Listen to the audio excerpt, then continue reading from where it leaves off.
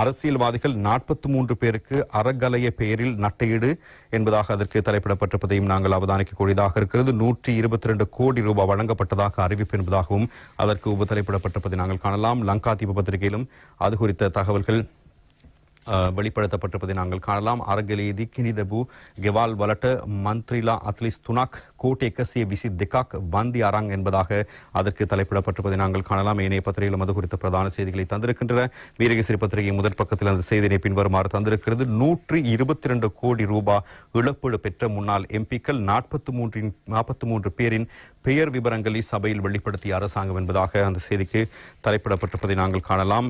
தினகரன் பத்திரிகையிலும் அது குறித்த தகவல் பிரதான செய்தியாக வெளிப்படுத்தப்பட்டிருக்கிறது. அறக்கலவின் போது சொத்து சேதங்களுக்கு 122 கோடி ரூபாயை இழப்பீடாக பெற்ற 43 முன்னாள் எம்பிக்கள். கஹலிய 959 லட்சம் ரூபாய், ஜான்ஸ்டன் 934 லட்சம் ரூபாய் என்பதாகவும் அதற்கு உபதலைப்பிடப்பட்டிருக்கிறது. பெயர் பட்டியலை நேற்று பாராளுமன்றத்தில் வெளியிட்டார் அமைச்சர் நலிந்த ஜாயதிச.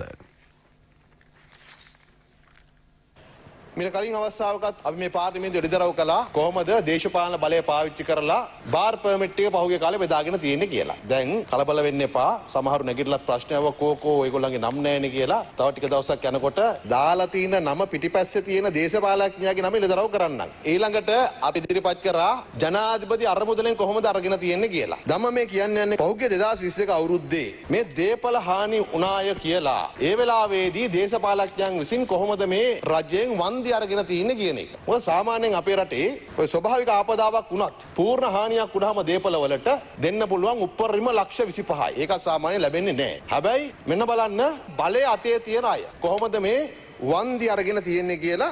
කපිල නුවන් අතුකෝරල රුපියල් 5,04,000යි. විමල වීර දිසානායක රුපියල් 5,50,000යි. கீதா குமாரசிங்க ருபியால் 9,72,000යි. பாராளுமன்றத்தில் நேற்று வியாழக்கிழமை நடைபெற்ற புலமை சொத்து சட்டத்தின் கீழான ஒழுங்கு விதிகள் மீதான விவாதத்தில் கலந்து கொண்டு உரையாற்றுகின்ற பொழுதுதான் அமைச்சர் இதனை வெளிப்படுத்தியிருந்தார். அவர் மேலும் உரையாற்றுகின்ற பொழுது 2022ஆம் ஆண்டு காலப்பகுதியில் போராட்டத்தினால் வீடுகள் அளிக்கப்பட்டதாக குறிப்பிட்டு அரசாங்கத்திடமிருந்து நட்டையீட்டு தொகையை பெற்றுக் கொண்டவர்களுடைய விவரத்தை தெரிவிக்கிறேன். மக்கள் இவற்றை அறிந்து கொள்ள வேண்டும். அந்த காலப்பகுதியில் ஏற்பட்ட பாதிப்பை மதிப்பீடு செய்யும் பொழுது நட்டையீட்டு தொகையை அதிகரித்து மதிப்பிடுமாறு அதிகாரிகளுக்கு அழுத்தம் பிரயோகிக்கப்பட்டிருக்கிற விடயத்தினை வெளிப்படுத்தியிருந்தார். நாட்டினுடைய சட்டத்தின் பிரகாரம் இயற்கை அனர்த்தம் மற்றும் வேறு வழிகளில் சொத்துக்களுக்கு முழுமையாக பாதிப்பு ஏற்பட்டிருந்தால் இழப்பீட்டுத் தொகையாக உயர்ந்தபட்சம் 25 லட்சம் ரூபாயை நட்டையீடாக வழங்க முடியும். அதுவும் ஒரு சிலருக்கு கிடைப்பதில்லை.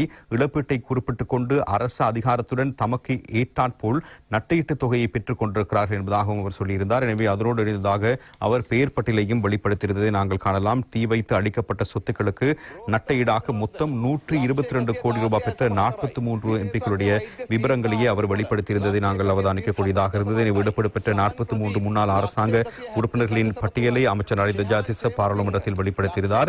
இதன்படி முன்னாள் அரசாங்க உறுப்பினர்கள் மொத்தமாக 122 கோடி 40 லட்சம் ரூபாய் இழப்பீடு கோரியிருக்கிறார்கள். இயற்கை பேரழிவின் பொழுது கூட இவ்வகையான பாதிப்புகளுக்கு 25 லட்சம் தான் வழங்கப்படுகிறது என்ற விடயத்தையும் வெளிப்படுத்தியிருந்தார். அந்த வகையில் கபில நுவான் அத்துக்கோர்ல 5,04,000 ரூபாயை பெற்றிருக்கிறார். விமலவீர திசாநாயக்க 5,50,000 ரூபாயை பெற்றிருக்கிறார்.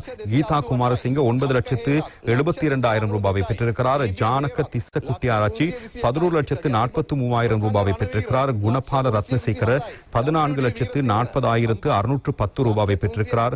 பிரேம்நாத் சி தொலவத்து 23 லட்சம் ரூபாயை பெற்றிருக்கிறார். பிரியங்கர ஜாரத்ன 23,48,000 ரூபாயை பெற்றிருக்கிறார். சம்பத் அத்துக்கோர்ல 25,40,610 ரூபாய். ஜாயந்த கடகுட 28,14,800 ரூபாய். விமல் வீரவன்ச 29,54,000 ரூபாய் பெற்றிருக்கிறார். பேராசிரியர் சன்ன ஜெயசுமன 33,34,000 ரூபாய். அகில எல்லாவில் 35,54,250 ரூபாய். சமல் ராஜபக்ச 65,39,374 ரூபாய். சந்திம வீரக்கொடி 69,48,800 ரூபாய். அசோக பிரியாந்த் 72,95,780 ரூபாய். சமன் பிரியா ஹெரத் 1,05,20,000 50,000 ரூபாவை பெற்றிருக்கிறார். ஜனக பண்டார தின்னகோன் 1,50,50,000 ரூபாய். ரோஹித் அபே குணவர்தன 1,16,40,000 ரூபாய். சிறப்பு மருத்துவர் கீதா அரம்பே போல 1,37,80,000 ரூபாய். சஹான் பிரதீப் 1,71,30,000 ரூபாய். ஷிஹான் சேமசிங்க 1,85,10,000 ரூபாய்.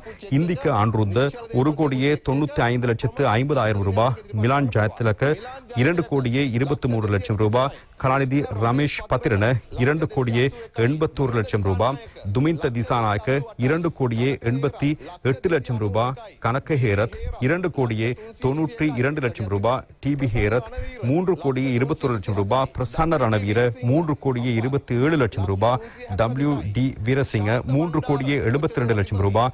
சாந்த பண்டார 3,91,00,000 ரூபாய். SM சந்திரசேன 4,38,00,000 ரூபாய். சனத் நிஷாந்த் 4,27,00,000 ரூபாய். ஸ்ரீபாலக் கம்லத் 5,09,00,000 ரூபாய். அருந்திக பெர்னாண்டோ 5,52,00,000 ரூபாய். சுமித் உடுக்கும்பர 5,59,00,000 ரூபாய். பிரசன்ன ரணதுங்க 5,61,00,000 ரூபாய். கோகிலா குணவர்தன 5,87,00,000 ரூபாய். மொஹான் PD சில்வா 6,01,00,000 ரூபாய். நிமால் லன்சா 6,92,00,000 ரூபாய். அலி சப்ரி ரஹீம் 7,09,00,000 ரூபாய். காமினி லோக்குகே 7,49,00,000 ரூபாய். ஜான்சன் பெர்னாண்டோ 9,34,00,000 ரூபாய். கஹரி ரம்புக்குவல்ல 9,59,00,000 ரூபாய் என்பதாக இந்த பணத்தினை பெற்றிருப்பதாகவே தகவல்களை வெளிப்படுத்தியிருக்கிறார்கள். இழப்பீட்டுக்கான நட்டீட்டை பெற்றுக் கொண்டிருப்பதாகவே அவர்களுடைய கருத்துக்கள் அமைந்திருக்கின்றன. எனவே முன்னாள் பாராளுமன்ற உறுப்பினர்களில் 43 பேர் தமது அரசியல் அதிகாரத்துடன் 1,22,41,34,737 ரூபாய், அதாவது சராசரியாக 122.41 கோடி இழப்பீட்டினை பெற்றுக் கொண்டிருக்கிறார்கள். இவர்களுள் அரசு அதிகாரத்துடன் அரசு அதிகாரிகளுக்கு அழுத்தம் பிரயோகித்து இந்தளவான பெருந்தொகையை இழப்பீடாக பெற்றுக் கொண்டிருக்கிறார்கள். எந்த கூட்டணி வைத்தாலும் நாங்கள் எமது செயற்பாட்டை நிறுத்தப் போவதில்லை. மக்களின் சொத்து முறையற்ற வகையில் பயன்படுத்தப்பட்டிருக்கிறது. எதிர்வரும் காலங்களில் பல விடயங்களை வெளிப்படுத்துவோம் என்பதாக அமைச்சர் வைத்தியர் நலின் தஜாதிச நேற்றைய தினம் கருத்துக்களை வெளிப்படுத்தியிருந்தார். மிகவும் காத்திரமான கருத்துக்களாக இவை அமைந்திருந்தது. மக்கள் இங்கு கஷ்டப்பட்டுக் கொண்டிருக்கின்ற நிலையில் எனவே அவர்களுடைய வரிப்பணம் இவ்வாறெல்லாம் பயன்படுத்தப்படுகிறது என்பதை பார்க்கின்ற பொழுது மிகவும் கவலைக்குரிய விடயமாக காணப்பட்டது. எனவே எதிர்காலத்தில் அரசாங்கம் இது குறித்த வகையான நடவடிக்கைகளை முன்னெடுக்கப் போகிறது என்பதை மக்களும் அவரோடு எதிர்பார்த்த வண்ணம் காணப்படுகிறார்கள்.